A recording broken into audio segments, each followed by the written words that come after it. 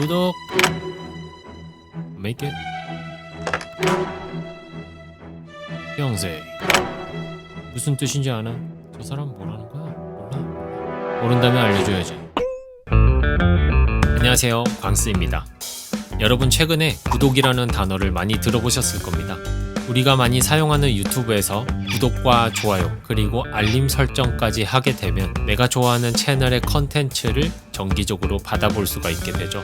오늘은 그 구독에 대해서 이야기를 한번 해보도록 하겠습니다. 그럼 지금부터 시작합니다. 여러분 구독이라는 단어를 들으면 무슨 생각이 가장 먼저 드시나요? 신문? 넷플릭스? 아니면 유튜브 프리미엄? 여러분들은 무엇을 구독하고 있나요? 구독이라는 단어를 한자로 한번 찾아봤어요. 제가 한자는 잘 모르지만 한자로 풀어서 쓰면 살구 그리고 읽을 독, 사서 읽는다라는 의미가 됩니다. 이렇게 보면 신문이나 잡지, 온라인 기사거리에 쓰이는 단어인 것 같아요. 근데 요즘 구독이라는 단어가 좀 더 넓게 사용되고 있죠. 영어로 보면 구독을 subscribe라고 하는데요. 이것을 저만의 언어로 해석한다면 정기적으로 돈을 내서 돈을 낸 만큼의 서비스나 혜택을 받는다.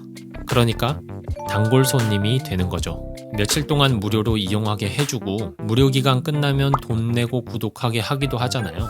이렇게 우리가 좋다고 생각하는 것들을 구독해서 단골 손님이 되는 거예요.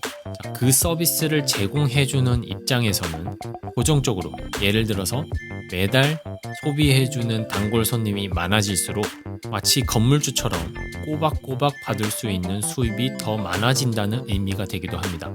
그러니까 단골 손님을 더 많이 만들기 위해서 서비스를 더 좋게 만들려고 노력해야 되겠죠. 서비스를 받는 입장에서는 내가 받을 수 있는 혜택이 더 좋아지고 다양해져서 만족해야 할 거예요.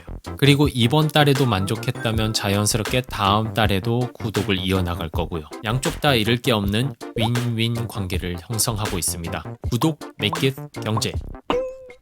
자, 우리는 일상에서 구독하고 있는 것들이 굉장히 많습니다. 그게 헬스장이나 미장원처럼 우리가 생활하는 데서 누리는 서비스들이 있고 더 이상 다운로드 받지 않아도 인터넷만 있으면 보고 들을 수 있는 음악이나 영화 스트리밍 서비스 혹은 빌려보고 싶은 책들을 마음껏 빌려볼 수 있는 밀리의 서재 같은 독서 어플이 있죠. 그 외에도 우리가 더 다양한 경험을 할 수 있도록 도와주는 것들이 있습니다. 첫 번째, 커피 구독권입니다. 자, 우리 커피 없이 못 사는 분들 많으시죠? 그런 분들을 위해서 커피 구독권이 있습니다. 커피 구독을 신청하면 매일 1,000원 정도의 커피 한 잔을 이용할 수 있고 멤버십 쿠폰도 제공이 됩니다. 두 번째, 월간 과자가 있습니다. 한번 뜯으면 멈추기 힘든 과자들이 있죠.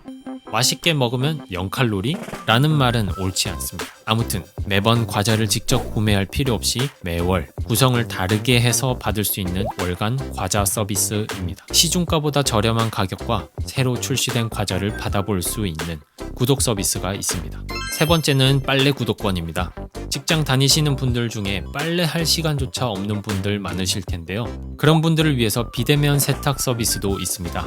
빨래 수거함에 빨랫감들을 넣고 문 앞에 놔두면 알아서 가져간 다음에 빨래해서 다음날 문 앞으로 가져다 줍니다.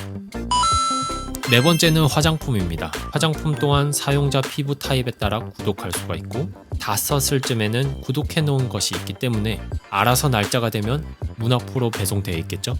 그러면 내가 쓰던 화장품이 떨어질 염려 없이 계속 화장품을 쓸 수 있습니다. 다섯 번째는 자동차 구독입니다.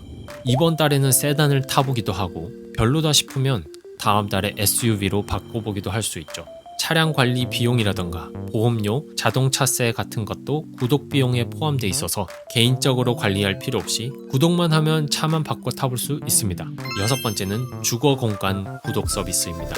한 달을 살더라도 내가 원하는 동네, 내가 살고 싶은 컨셉의 공간에서 살아볼 수 있는 소셜 아파트먼트 같은 구독 서비스도 있습니다.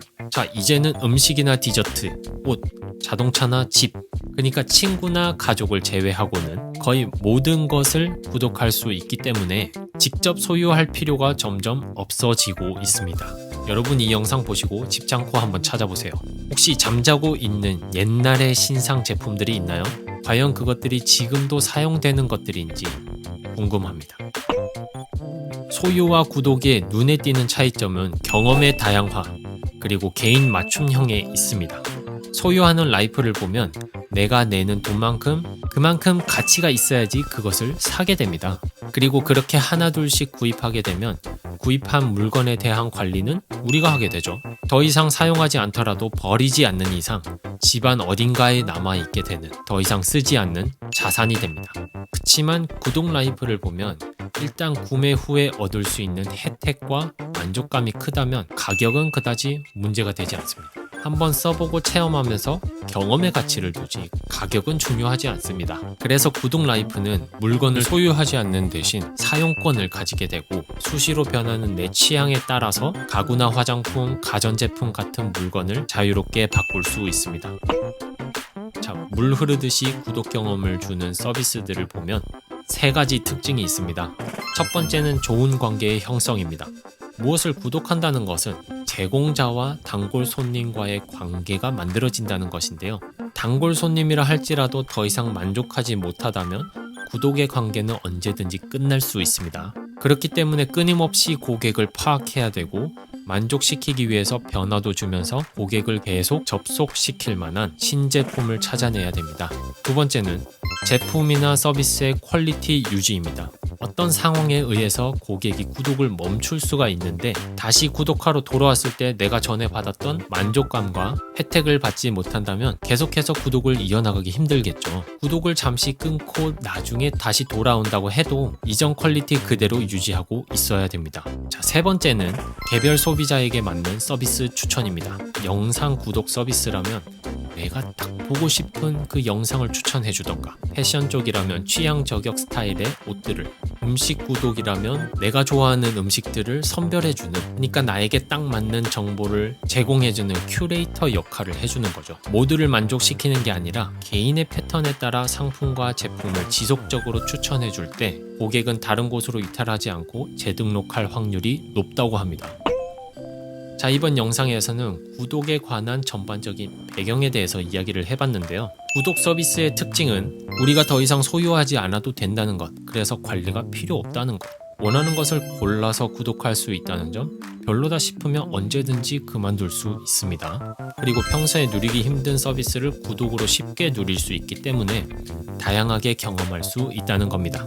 그리고 구독 서비스를 제공하는 입장에서는 구독을 이용하는 단골 손님을 서비스에 접속시키고 만족까지 시켜주면서 단골 손님 숫자를 늘리면 매달 안정적인 수입을 만들어낼 수 있습니다. 그렇기 때문에 구독이 경제가 될 수 있다는 것이고 소비자들이 구독할 수 있는 범위도 계속 넓어지면서 구독 경제 시장도 점점 커지게 됩니다. 자, 그럼 다음 영상에서는 제가 사용하는 구독 서비스를 구독하게 된 스토리와 그것을 구독하는 것이 어떻게 나에게 도움이 되고 혜택을 주는지, 그리고 그것을 어떻게 이용하고 있는지에 대해서 이야기해 보도록 하겠습니다. 여러분 많이 부족하지만 시청해 주셔서 감사합니다.